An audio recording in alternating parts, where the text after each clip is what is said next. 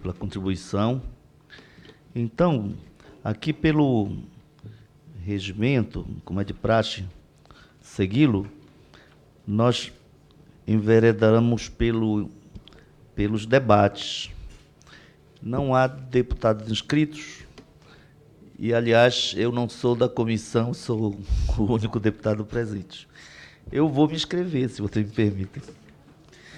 Eu fiz algumas pontuações aqui e, assim, me solidarizo aos povos indígenas, aqui representado pela Elza Xerentes. É compreensível o sentimento de povos originários que enfrentam cotidianamente a violência. É uma violência, muitas vezes, intencional, que tem como sujeitos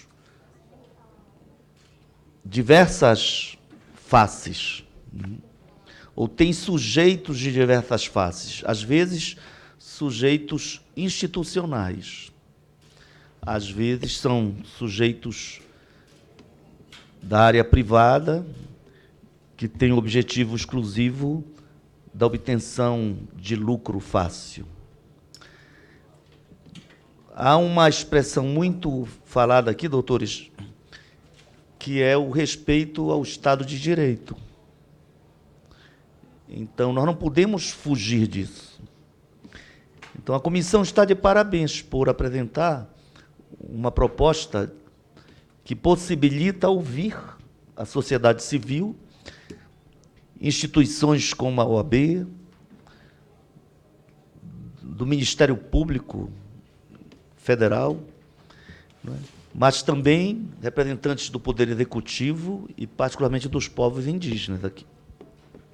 O que eu creio, assim, na minha avaliação, se há um objetivo que a Resolução 169 buscou atender, e a Resolução 69, que hoje não é, como muitos dizem, uma norma, alguns dizem estrangeira, não, é uma norma de uma instituição internacional, de um órgão que é a Organização das Nações Unidas, ao qual nós somos, como país soberano, ligados, filiados. Então, nós nos obrigamos a respeitar a soberania que é nossa, mas, ao mesmo tempo, a relação da nossa soberania e a soberania popular com a soberania dos outros, das outras nações também soberanas. Então, há necessidade de estabelecer esses limites. E há uma coordenação geral que, naturalmente, respeitando as soberanias, tenta influenciar para que a humanidade caminhe baseado em determinados valores. Não há lugar para a barbárie, em nome da soberania. Então, o princípio digamos, de reverter uma prática corriqueira que provocava assimetrias em termos sociais e ecológicos, eu creio que esse é um objetivo que deve ser a nossa baliza, doutor. Por que eu falo isso? Eu sou de Belém do Pará. Eu, por obrigação de ofício, como professor universitário e urbanista, eu dirigi os meus estudos para entender os grandes projetos na Amazônia, no mestrado em Planejamento do Desenvolvimento, na especialização em Desenvolvimento de Áreas Amazônicas, e o meu doutorado foi na USP, mas foi na área do planejamento territorial. Território e soberania na globalização. Esse é o tema geral. Amazônia, jardim de águas sedento. Eu tento refletir sobre por que esse país, que é detentor do maior acervo hídrico em termos de água doce e águas gerais do planeta, porque numa região como a Amazônia, que dentro do território brasileiro é tão portentosa em termos de recursos hídricos, porque em Santarém 60% não tem acesso à água potável, em Belém ainda alguns milhares de pessoas, Manaus, que tinha 100 mil, hoje tem mais de 600 mil sem água, desde a sua privatização, que já vão há quase 20 anos. Então, são contradições que nós enfrentamos. São dessas assimetrias que se fala. Eu nem toquei nas consequências mais diretas às comunidades tradicionais e aos povos indígenas. Mas eu podia me lembrar de muitas coisas. Quer ver uma coisa importante? Porque se trata de minério, não é? Mas a OIT não se refere só à mineração. Vamos pensar agora no drama dos Vaimiri-Atroari. Um povo portentoso, que teve as suas terras inundadas por um grande lago, que foi feito a revelia da vontade desse povo, chamada usina Balbina, no tempo da ditadura militar, em que não havia nenhum respeito à autodeterminação dos povos, o respeito à pluralidade cultural do nosso país. Balbina não produz energia, no entanto, quase dizima. Aquela foi uma ação genocida, só não exterminou o povo, porque realmente é um povo com uma capacidade enorme de resistência. Mas foi reduzido drasticamente em termos numéricos, recuperou-se numericamente. Quando agora, pode dizer, é um povo que resiste, aliás, se não me falha a memória, é um povo de matriz caribe. Uma língua que resiste, e mostra nossa ligação com o continente, inclusive com a América Central. Até hoje tem línguas da mesma etnia, de mesma matriz, lá na Costa Rica, como o Marajó, do meu estado, a presença caribe, como a Uapixana, e na Raposa Serra do Sol, há povos de raiz caribe, do mesmo povo Vaimiri-Atroari. Então, veja só, agora eles estão sendo chamados novamente a desaparecer. Sabe por quê? O nome progresso, o nome desenvolvimento é colocado para convencer a sociedade, e às vezes convencer a própria sociedade indígena. E é como se fosse algo inevitável. Sabe qual é agora o argumento? O povo de Roraima não pode ficar sem energia.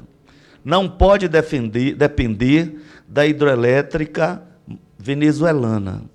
Nesse sentido, como o Pará produz muita energia, e agora, com as 14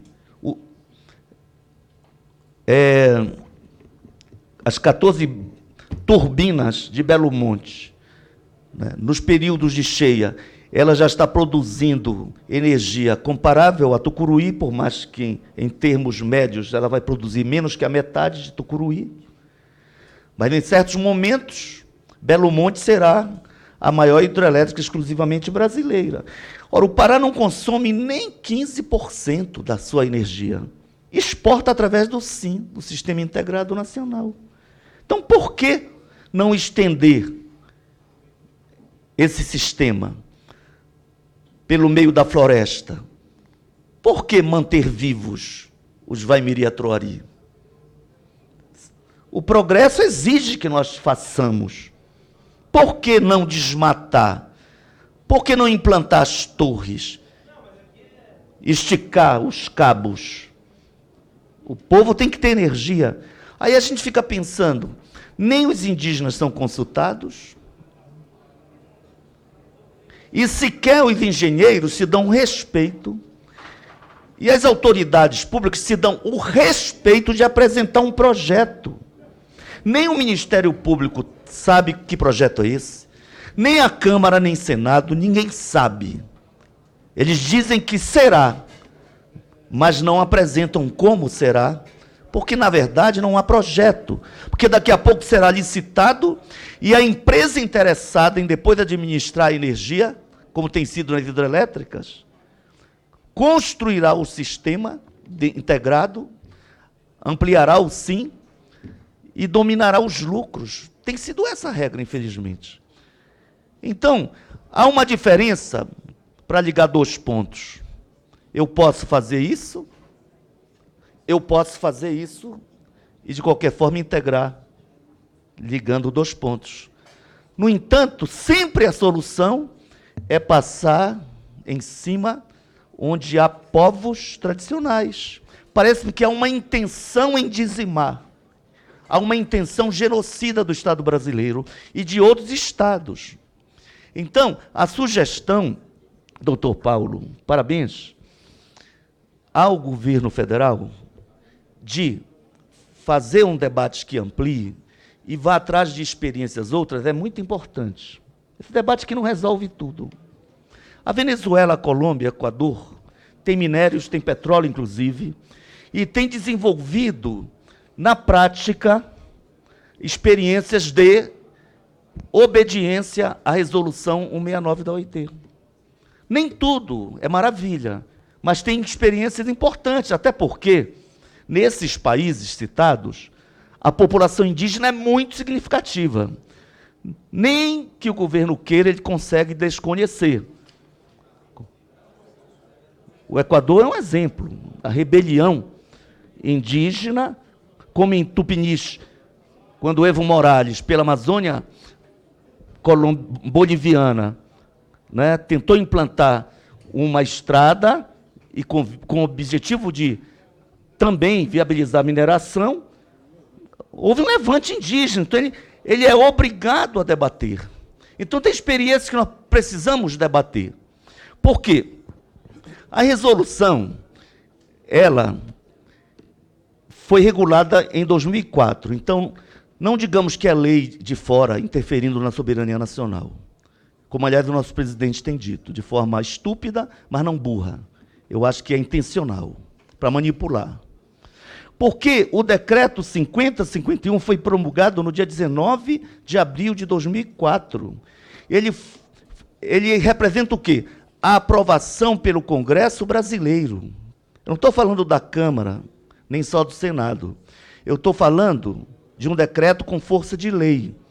E é decreto porque ele apenas regulamenta o reconhecimento de um acordo internacional já assinado pelo Brasil, pela República Brasileira, que é a Resolução 169 da OIT. Então, acho que se a gente considera isso, considera também que a consulta prévia, ela deve ser livre, bem informada, de boa-fé, e tem que, por ser de boa-fé, construir o acordo. Ela tem que partir da possibilidade de que um projeto seja apresentado para ser debatido com pessoas humanas, que têm uma determinada identidade, que representa uma etnia, uma identidade cultural, um modo de se relacionar com a floresta, com os rios, com a montanha, relacionar entre si, relacionar com outros povos. Se não se considera essa identidade cultural, não tem sentido reconhecer a Resolução 169. Mas nós somos obrigados a reconhecer, a não ser que nós queiramos realmente sair de um sistema internacional do qual as nações democráticas participam, que é a ONU. Não é? Então, nesse sentido, com respeito a grandes juristas, eu me lembro do Benevides, Mauro Benevides, Bonavides, é do Ceará, né? Já faleceu. Eu me refiro a um antigão que já faleceu, que tinha até uma ligação com o PSB, se não for memória. É Mauro mesmo, eu gostava dele, mas você pegava um livro dele sobre teoria de Estado e chegava lá e ele levantava essa tese da soberania indígena. É claro que nós temos que ter preocupação. Vocês querem um camarada, se necessário, de armas em mão para defender a soberania territorial, está aqui. Que nenhum povo de fora do Brasil ou de dentro tente romper com a soberania territorial, com a integralidade do território nacional. Felizmente, nenhum povo indígena brasileiro reivindica a soberania. Todos se orgulham de ser brasileiros. Um dia desse eu assisti um programa do Huck. O Huck, que é até pré-candidato a presidente aí. Um cara com quem eu não tenho nenhuma afinidade, mas eu assisti. A televisão está aberta. Vou visitar minha mãe, sou obrigado a assistir. Em determinado momento, o programa dele é que ele diz: eu sou de origem ucraniana e polonesa. Aí eu estava pesquisando sobre um tema relacionado a crianças, não sei o que é, e descobri a colônia ucraniana lá no sul do país. Aí nós fomos lá, e o programa todo foi sobre os ucranianos no Brasil. Qual é a primeira língua falada? Ucraniano. Qual é a primeira... A alfabetização se dá em qual língua? Ucraniano. Com quantos anos você aprendeu português? Só aos 7 anos de idade. E isso é regra geral. O ucraniano casa com preto, com índio? Jamais. Todos branquinhos de olhos azuis. E eu tenho o maior respeito por isso. Porque eles nem falam mais o ucraniano do modo como é falado na Ucrânia. Como muitas comunidades alemãs já não falam alemão. Hoje falado modernamente na Alemanha. Eles são até objetos de estudo por alemães ucranianos, doutorandos, linguistas, porque prevalece aqui um tipo de fala. Há dialetos desaparecidos na Itália que aqui ainda são falados. Vou falar na minha amiga Brice Bragato, ex-deputada no Espírito Santo. A família dela fala até hoje um dialeto que não é mais falado na Itália. E ela é militante socialista, revolucionária. E podia ser bolsonarista. E eu teria respeito por ela. Porque não há nenhum crime em você dizer: olha, eu tenho origem tal e me orgulho da minha origem. Então, mas parece-me que é crime querer ser indígena. Ou se algum negro consegue, através de uma pesquisa, chegar à sua origem étnica, ele diz: olha, eu sou angolano brasileiro, vira chacota. Mas você aqui na Câmara, um dia desses, eu desci num salão negro, aquele salão nobre, e estava uma sessão de leitura envolvendo a comunidade italiana na Câmara. Todos os deputados de origem italiana liam um trecho de um livro indicado pela assessoria. E ninguém vê nada de errado nisso. Aliás, o Michel Temer foi festejado pela sua vizinha de um país pequeno, que tem mais libaneses no Brasil do que no próprio Líbano. Como a Dilma Rousseff foi festejada também na Romênia, Hungria, na Romênia. E como agora, recentemente, os Bolsonaro lá da Itália descobriram que tem um primo que virou presidente numa potência, como é o Brasil. O mesmo Bolsonaro que vai para a tribuna falar contra haitianos, pregando ódio contra imigrantes, e esquece que a sua mãe e seu pai também foram imigrantes. E vieram pobres para cá, mas tiveram oportunidade de virar comerciantes e de progredir enquanto família, e chegar à condição de presidente. Esse é o país rico.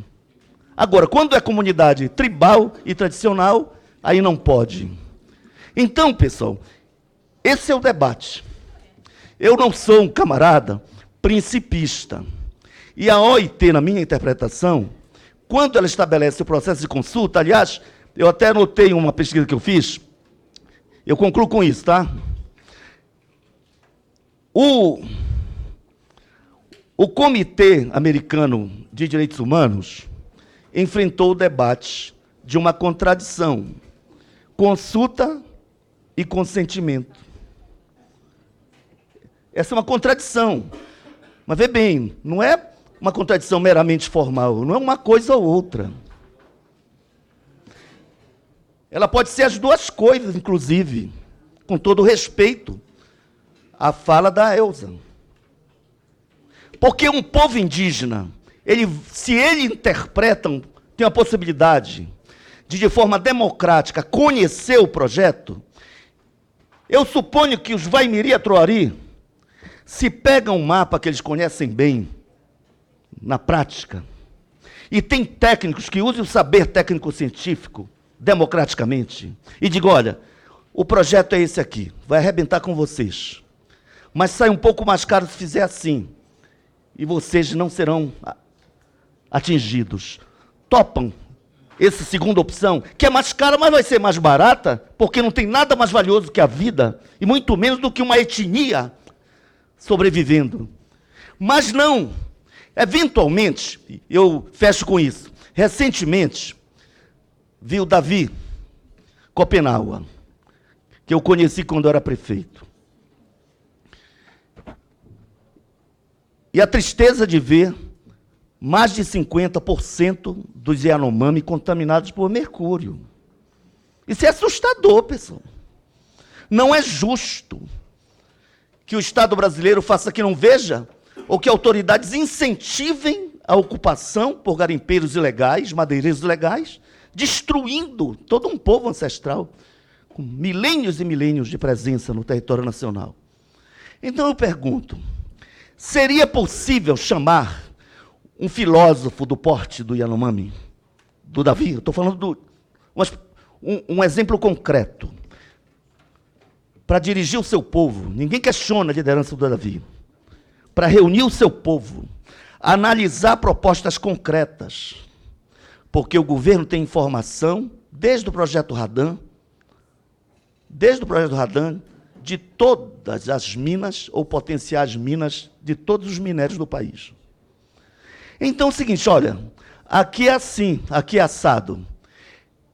Há alguma possibilidade de estabelecer um diálogo para que, de forma planejada, o número X de garimpeiros possa atuar aqui? Tem partilha nos lucros? Então, como o debate não é sério, não pode ser aceito nenhum projeto. Porque, no fundo, a autoridade máxima do país tem incentivado a ocupação, e hoje já são mais de 20 mil garimpeiros em terras Yanomami. Então é destruição, é genocídio. Não tem como aceitar. Então eu sou um camarada que tem fé no diálogo. Eu creio, inclusive, que poucos conhecem o sistema ecológico do que os povos tradicionais. Eu sou de Belém, já viajei pela Amazônia, pelo país, pelos rios da Amazônia. No entanto, eu me perco. Às vezes eu perco a direção. Mas você pega um indígena remando, pega um caboclo que é piloto, sem escolaridade, e ele pega os furos, você perdeu a direção, acha que ele se perdeu também, e daqui a pouco ele se mostra que se reencontrou. Esse conhecimento, no entanto, que os engenheiros e os cartógrafos não têm, os geólogos não têm condição de exercê-lo, mas que as comunidades têm, e que poderia ser aproveitado, para dizer o seguinte, olha, essa exploração aqui é impossível, sabe por quê? Porque aqui é nascente. Porque esse afluente vai poluir o rio principal e essas aldeias aqui todas serão contaminadas. Mas o projeto não é apresentado, não se sabe como serão as consequências, não tem possibilidade de aceitar. Então, a OIT, ao definir a Resolução 69, na minha avaliação, ela estabelece a necessidade de realizar consultas, ela cria, portanto, a possibilidade de consentimento. E determina a Constituição que o Congresso, baseado nessa consulta, aprova. Não pode ser a empresa chega com suas máquinas e começa a levar o ouro. Agora, isso não pode ocorrer sem um debate democrático e sem a realização das consultas prévias. Não vejo risco à soberania e nem mesmo risco a, digamos, que os interessados no lucro consigam enganar as comunidades. Levantado aqui pelo doutor Bigonha, porque eu tenho grande respeito. Sabe por quê, doutor? O risco de manipulação existe. Há ladrão eleito em São Paulo para representar o povo, não há? Houve e há. Então, nossa democracia, gente escolarizada nem sempre é a que tem maior consciência dos seus direitos e uma visão mais democrática e soberana de desenvolvimento para o país. É claro que uma comunidade indígena também pode ser manipulada. Raposa Serra do Sol é um exemplo. Uma parte dos indígenas queriam manter os 7 arrozeiros. Aquele que foi deputado e foi recentemente vice-governador de Roraima, chegou a implodir pontes, contratar ex-oficiais do exército venezuelano para preparar bombas e enfrentar a Polícia Federal contra uma decisão do Supremo que o governo tinha que implementar, quando o ministro era o Tarso Genro. Qual era o argumento? É muita terra para pouco índio. Mas 7 proprietários, usando agrotóxicos, poluindo os rios, para obter lucro com o agronegócio do arroz, para eles era pouca terra ou era muita terra? Ele se livrou quando, infelizmente, foi para o estado do Pará, e hoje já é dono de 40% de um município, do Marajó, no Arari, região de Lagos do Marajó. Eu me refiro ao Quartieiro.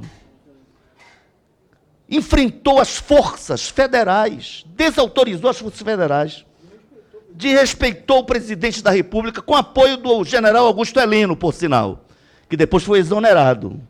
Mas ninguém tem direito, nem general, nem ninguém tem direito de trabalhar contra o Estado de Direito. Muito menos alguém que só quer ter lucro, se beneficiar do uso do território. No entanto, eu acho que essas contradições existem, eu estou sendo muito honesto em colocá-las, mas eu creio que a consulta, ao ser uma obrigação, ela cria um espaço de diálogo. E ela amplia as possibilidades do aproveitamento dos recursos, desde que obtidos de forma lícita e democrática. Esse, a meu ver, é o desafio. Infelizmente, quando eu vejo algumas autoridades, não necessariamente Vossa Senhoria, doutor, defendendo mineração em terras indígenas, eu vou falar da maior autoridade do país. Não, eu quero meu filho embaixador, porque nós temos, misturando as coisas, temos que trazer empresas mineradoras para explorar o minério em terras indígenas, e se os indígenas quiserem, eles também podem participar. É uma coisa meio doida.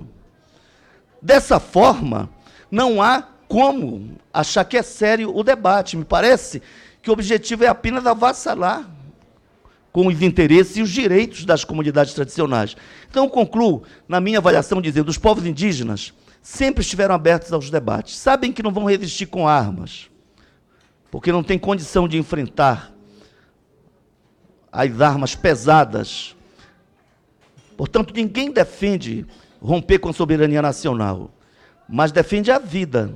Ninguém vai concordar com um tipo de exploração, um tipo de projeto que implique em consequências desastrosas e o seu próprio desaparecimento.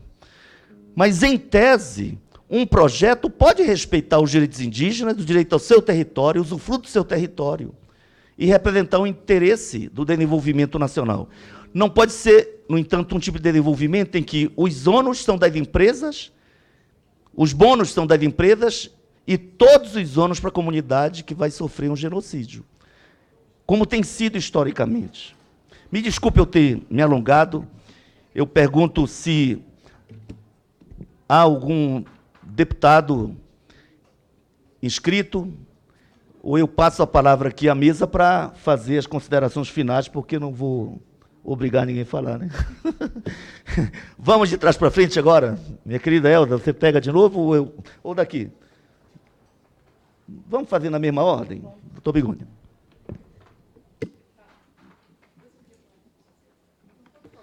Então, deputada Érica Cocai. Tá. Pronto. Primeiramente, eu esclarecer ao deputado Edmilson que eu me referi às palavras do senador Severo Gomes.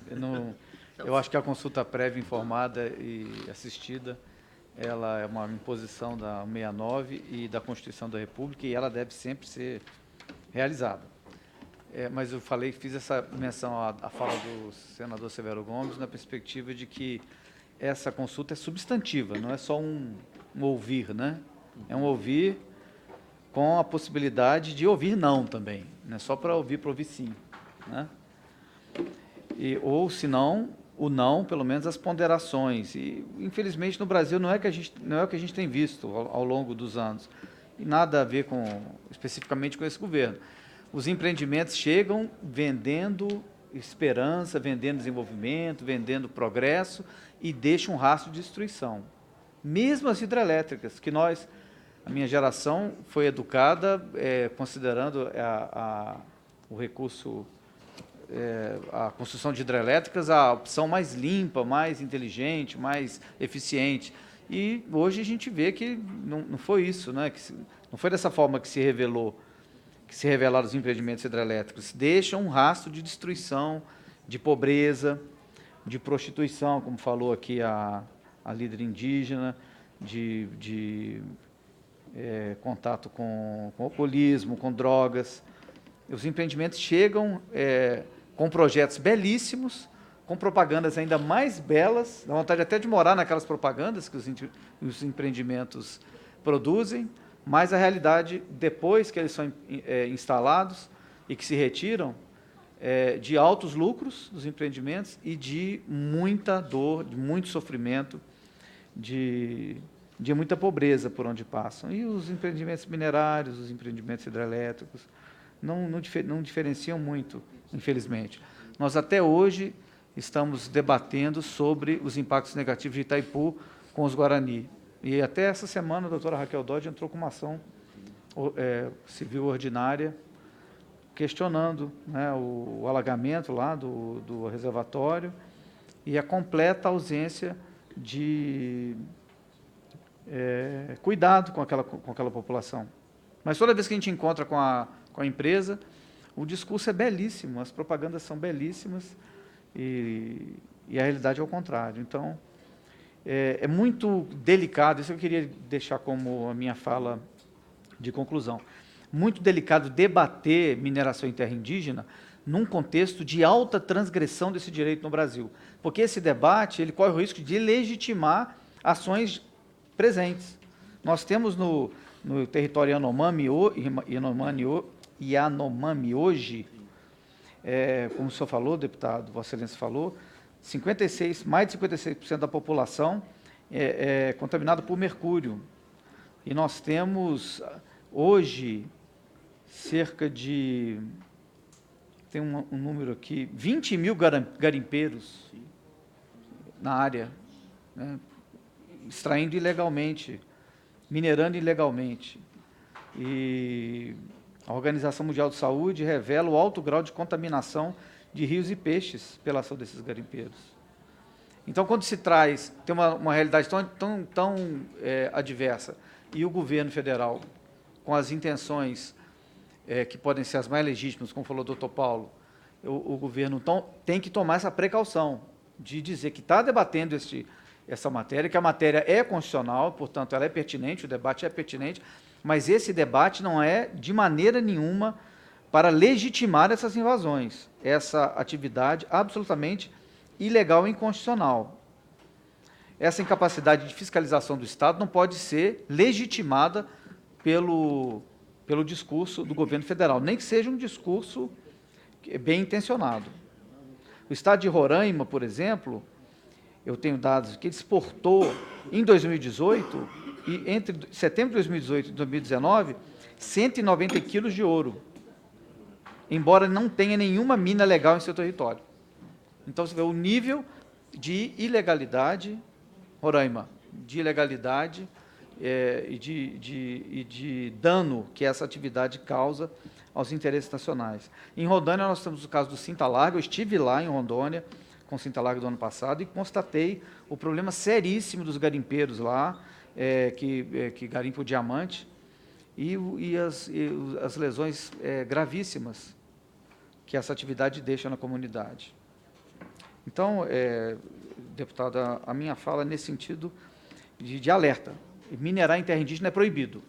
Enquanto não houver a regulamentação pelo Parlamento, uma autorização expressa do Parlamento, precedida da oitiva das comunidades, e depois com o cumprimento estrito do processo administrativo, minerar em terra indígena no Brasil é proibido.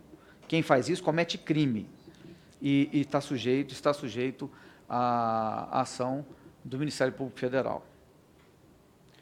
O debate deve ser promovido, e porque nós estamos no regime democrático, todo debate é pertinente no regime democrático, mas não deve ser um estímulo ao descumprimento da Constituição. Doutor Antônio Carlos Begônia, muito obrigado. Eu queria chamar aqui o presidente efetivo, que já estava me empolgando aqui, nem chamei o Helder Salomão. Venha. Você é um Salomão, rapaz. Você manda no mundo. Venha, presidente, venha. Fechar com chaves de ouro aqui.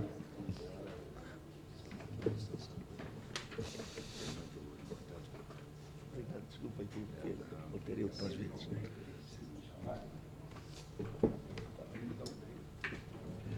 Quem é o próximo aqui?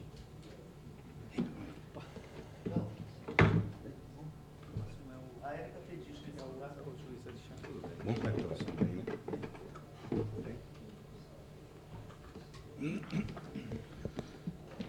Deputada Érica. Eu tinha dado para falas finais, mas a Érica